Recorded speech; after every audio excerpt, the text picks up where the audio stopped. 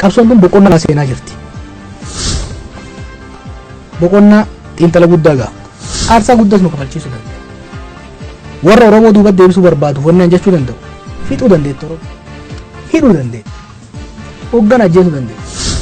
Qabsoo Oromoo tarkaanfii lama deemsan takka duuba deebisuu dandeettu. Haayila Sillaaseen gaafa Hayilamaariyaam Gammadaa fa'aa ajjee gaafa Taaddasaa fa'aa biyyaa baasu qabsoo Oromoo hiniindee kaasan tarkaanfii lama deemsan takka duuba deebisa. Akkitti garuu asii xibee.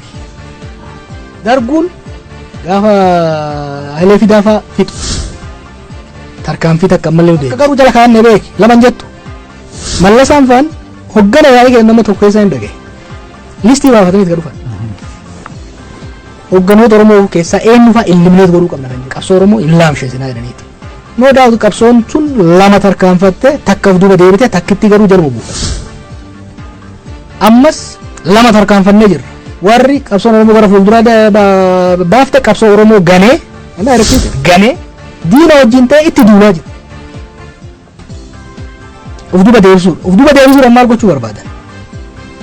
Sabboonummaa Oromoo busheessuu barbaadan. Keessaa fi alaan waraanan. Very important. Alaa jigii baafatu. Keessas jigii baafatu. Keessaa fi alaan waraanan. It's not going to be easy. Garuu tarkaanfii takkitti sana duuba nun deebisan. Wanti ajaa'iba maal seete? Isin kireenya seenaan qabsoo Oromoo kun. Dhaloonni kama dhufuutu walirra walirra cimaa dhufe. Oromoodhaaf yeroo ammatti yeroo riflekti goonu yeroo akkamitti as geenye kan jedhu gara fuulduratti akkamitti deemna hin kaa'anne ana akka ifaa kanatti achi ilaalee arga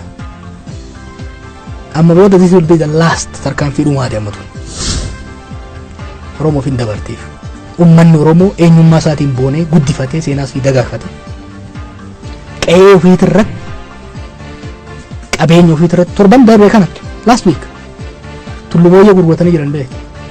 Seera biyya kanaa cabseedhee abbaan alangaa federaalaa kan itti barreesse dhiisanii biliyoona 4 gurguratan deematti. Bakka amma jirrurraa duuban deebinu namni keenya rifilees godhuu danda'u. Bakka irra geenye sirriitti ilaaluu qaba. Gara fuuldura akka deemnuuf immoo sirriitti of qopheessuu danda'u. Tooftaan mootummaa nama qabu maali? Sabboonummaa Oromoo kana jibbisiisuudha. Sabboontoota Oromoo adamsee dhahee cabsee sodaa itti deebisuudha. Duula bal'aa godhaa jiran.